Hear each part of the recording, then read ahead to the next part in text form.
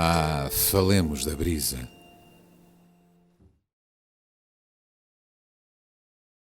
Estou com alguma curiosidade em perceber o que é que trouxeste para Olha, hoje no dia em que nós estamos relembrar assim uma data que é uma data... Exatamente, que é o dia que nós estamos a gravar o programa, e vai ser no decorrer deste ano, de algum modo, que são as comemorações dos 75 anos da entrada das tropas soviéticas...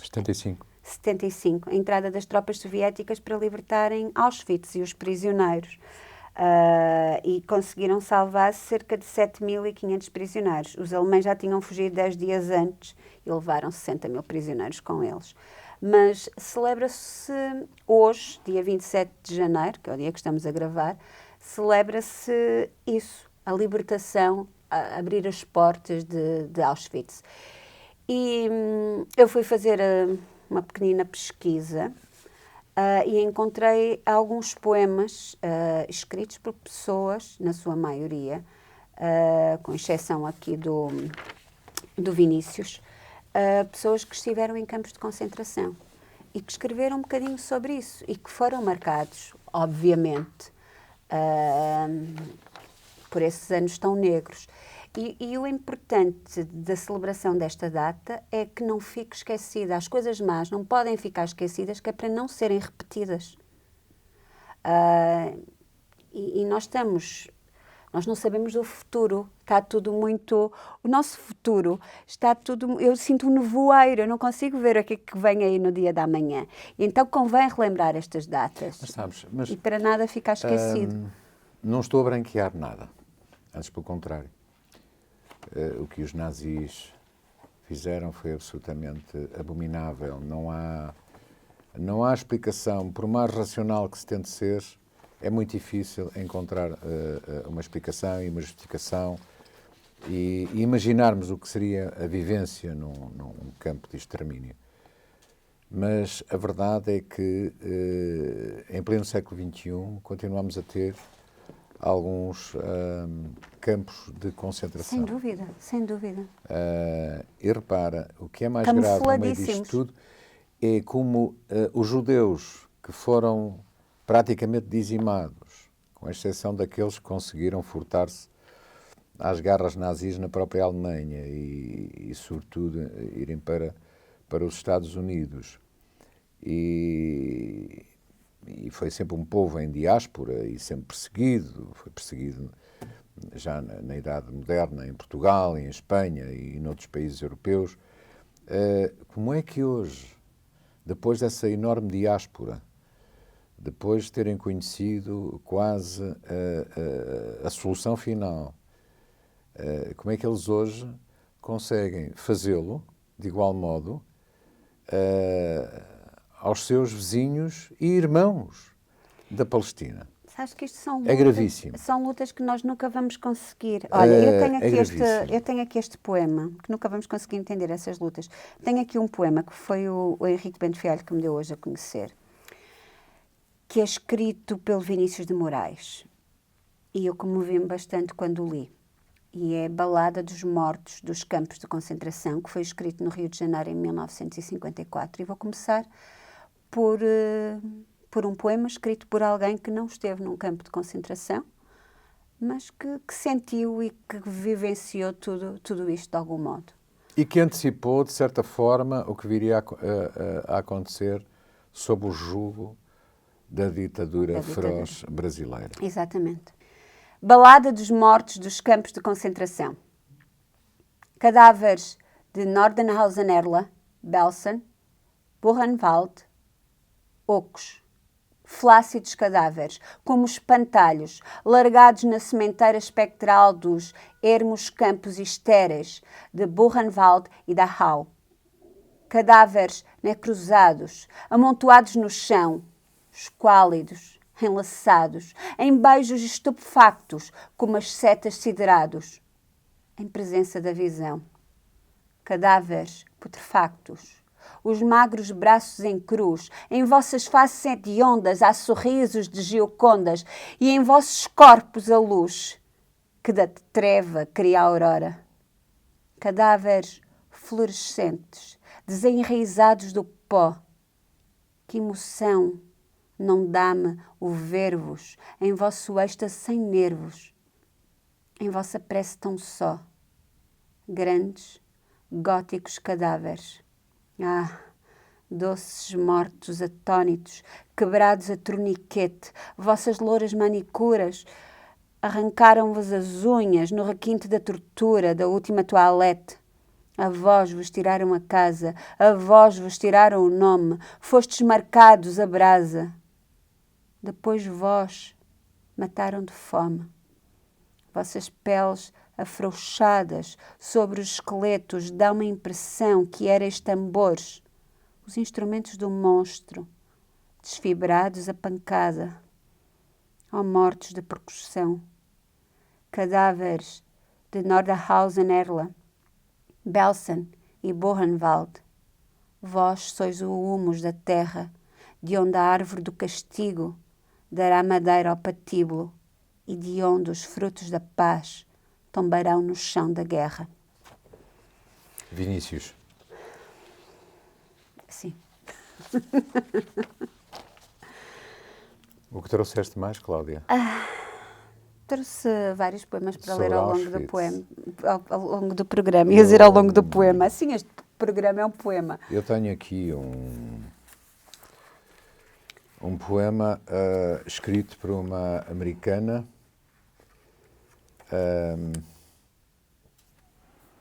que fala também em Auschwitz e que eu quero dedicar especialmente ao Movimento Zero da Polícia Portuguesa e ao Chega. Esse ano, o ano da máscara de sangue, meu pai martelando à porta de vidro para entrar, foi o ano em que encontraram o corpo dela nas colinas, numa campa rasa, nua, branca, tal cogumelo, em decomposição parcial, violada, assassinada, a miúda da minha turma. Foi o ano em que a minha mãe nos levou e escondeu para que não estivéssemos lá quando mandou embora, para que não houvesse mais pulsos amarrados à cadeira ou privação de comida, mais comida empurrada à força, cabeça puxada para trás, pela garganta no restaurante, a vergonha dos coalhos de leite vomitados pela blusa junto à vergonha dos peitos novos. Foi o ano em que comecei a sangrar, atravessando aquela fronteira de noite. E nos estudos sociais chegamos finalmente a Auschwitz. Na minha ignorância pareceu-me que o reconhecia. O rosto do meu pai no rosto de um guarda, voltando as costas, ou pior ainda, voltando-se para mim.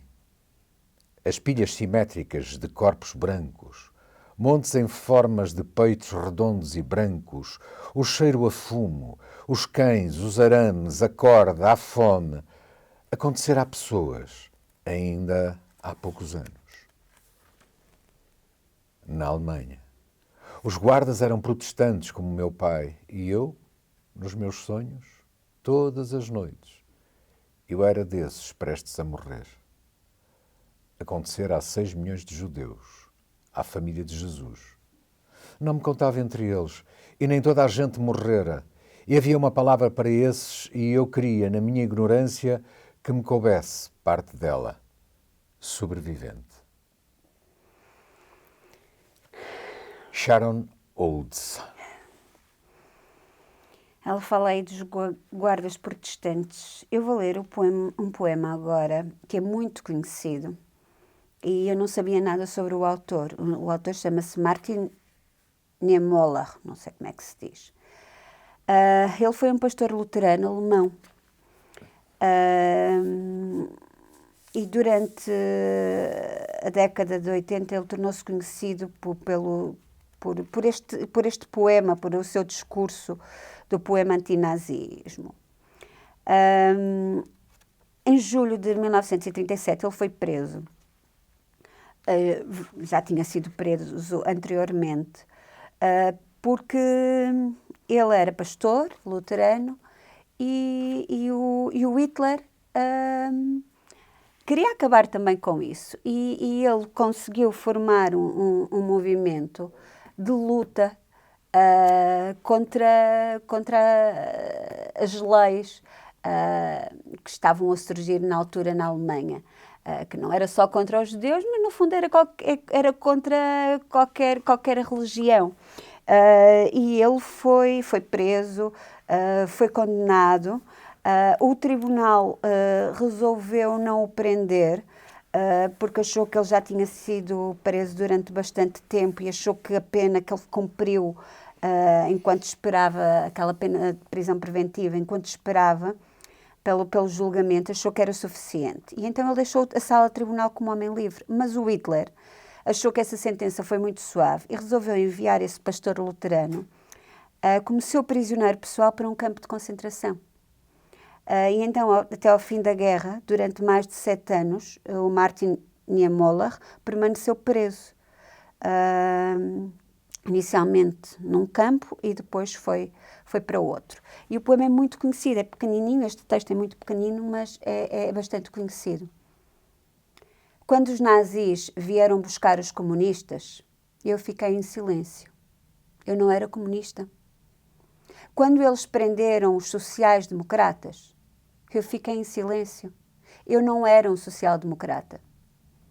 Quando eles vieram buscar os sindicalistas, eu não disse nada. Eu não era um sindicalista. Quando eles vieram buscar os judeus, eu fiquei em silêncio. Eu não era um judeu. Quando eles me vieram buscar, já não havia ninguém que pudesse protestar. Isto é a visão de um homem que não era judeu. Se não e és que por também mim, esteve... és contra mim. Exatamente. Isto é a visão de um homem que não era judeu, mas que também esteve num campo de concentração, porque era contra, como tu estás a dizer muito bem, era contra. Eu continuo com a Sharon Olds, nesta A Linguagem da Basófia. Desejei ser a melhor a fazer pontaria com a faca. Desejei usar os meus braços extraordinariamente robustos e certeiros e a minha postura ereta e os músculos ágeis e elétricos para alcançar algo no centro de uma multidão. O fio da navalha perfurando profundamente o casco, o punho vibrando lento e pesado como o caralho. Desejei uma função épica para o meu excelente corpo, um qualquer heroísmo, uma qualquer proeza americana para além do ordinário para a minha pessoa extraordinária, magnética e tênsil junto ao campo de terra batida. Vi os rapazes jogarem. Desejei bravura, pensei em fogo, em atravessar cataratas. Arrastei por toda a parte a minha barriga cheia de cobardia e segurança, a minha bosta negra com as ampolas de ferro, as minhas grandes mamas exudando muco, as minhas pernas inchando, as minhas mãos inchando, a minha cara inchando e enegrecida, o meu cabelo caindo, o forro do meu sexo esfaqueado vezes sem conta por uma dor terrível como um punhal. Jazi estendida e suei e tremi, expeli sangue e fezes e água e devagar, sozinho, no centro de um círculo, expeli a nova pessoa e eles ergueram a nova pessoa já livre do ato e limparam a nova pessoa já livre dessa linguagem de sangue, tal louvor sobre todo o corpo. Fiz aquilo que quiseste fazer, Walt Whitman. Allen Ginsberg, fiz isto. Eu e as outras mulheres, este ato excepcional com o corpo excepcional e heroico, este dar à luz, este verbo brilhante. E deponho aqui a minha jactante basófia americana em pé de igualdade com outras. Brutal esse poema. Isso tira-me o fôlego só de te ouvir. Não tenho comentários a fazer. Ui. Deixo para quem eventualmente tenha escutado e provavelmente ainda não tenha descoberto a Sharon Olds. Olha, eu vou ler Paul. Ele é conhecido por Paul Celan. Ele morreu em 1970, suicidou-se por afogamento no rio Sena. Mas o nome verdadeiro eu não consigo dizer, é Paul Psaka Antschel. Ele nasceu numa região que pertenceu ao Império Austro-Húngaro onde hoje possivelmente será a antiga, hoje será a Roménia, mas a língua dele era o alemão, e ele é considerado um dos mais importantes poetas modernos da língua alemã. E traduziu mais de 40 poetas, diferentes línguas, inclusive o português de Fernando Pessoa, convém aqui referir. E esteve, sim, ele era de famílias judias e esteve, sim, eu penso que exatamente, que ele também sobreviveu ao Holocausto e penso que também esteve num campo de concentração. Penso que sim.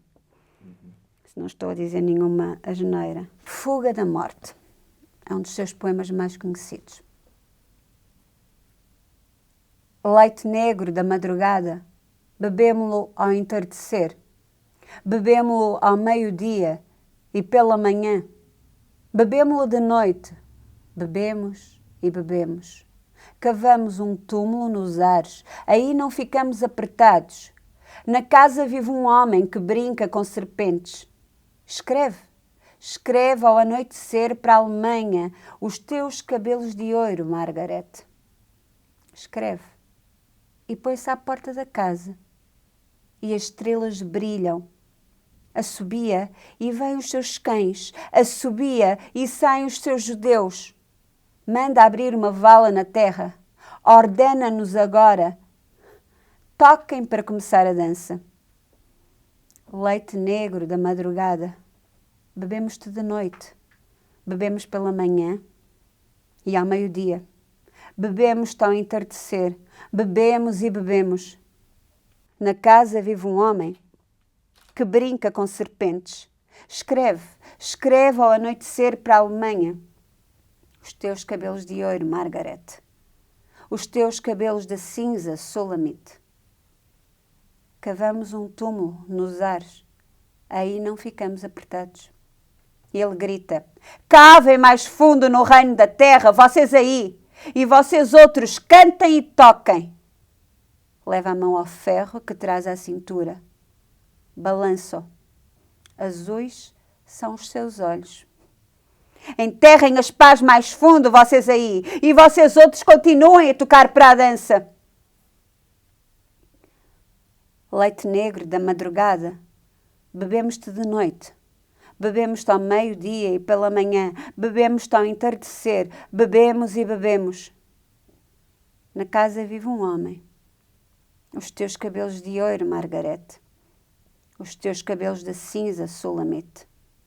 Ele brinca com as serpentes e grita: toquem mais doce a música da morte! A morte é um mestre que veio da Alemanha!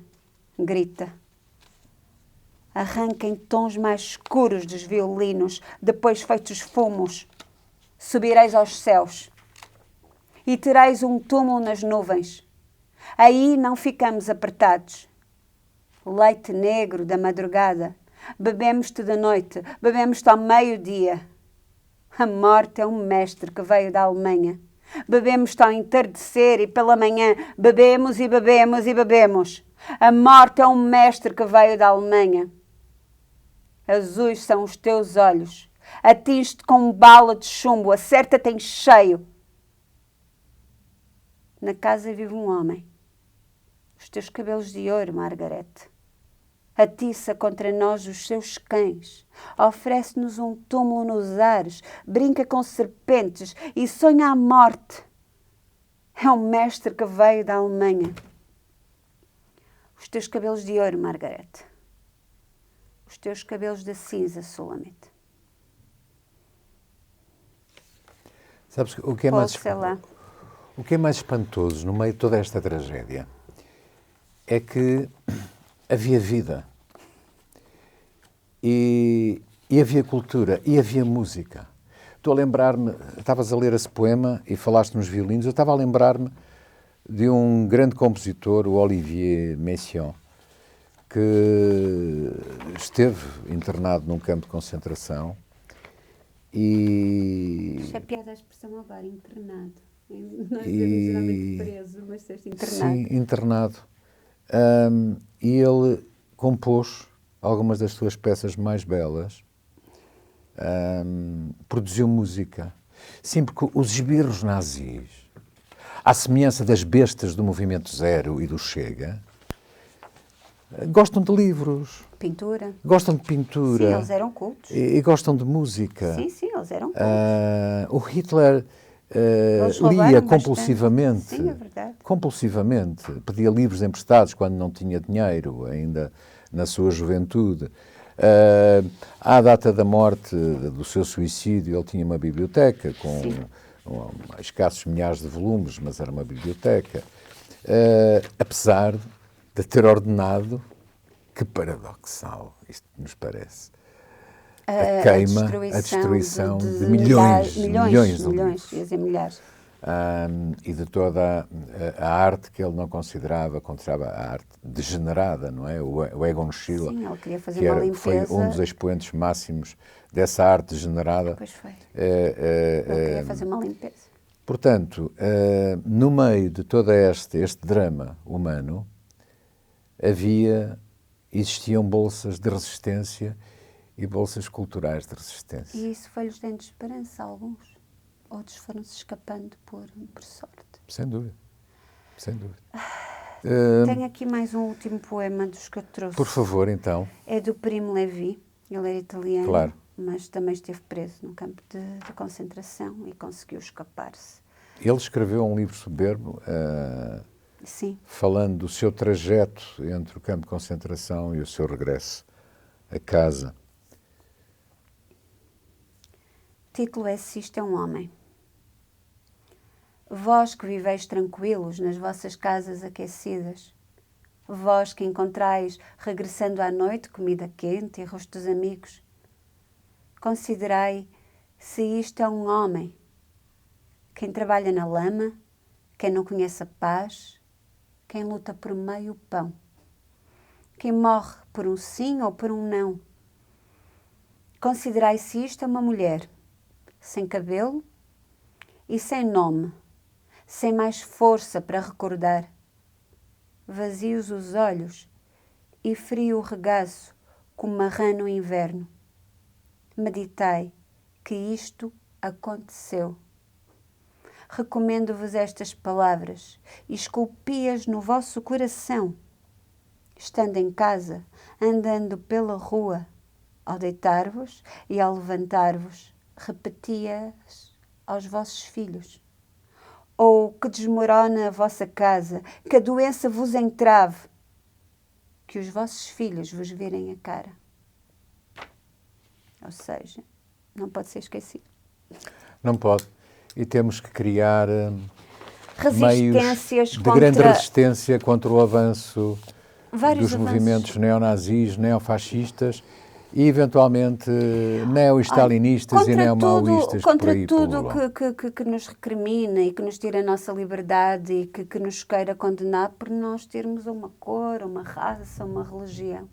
Porque todos somos diferentes e todos somos iguais. Exatamente. E o mundo é mais bonito com todas estas diferenças. Obrigado, Cláudio.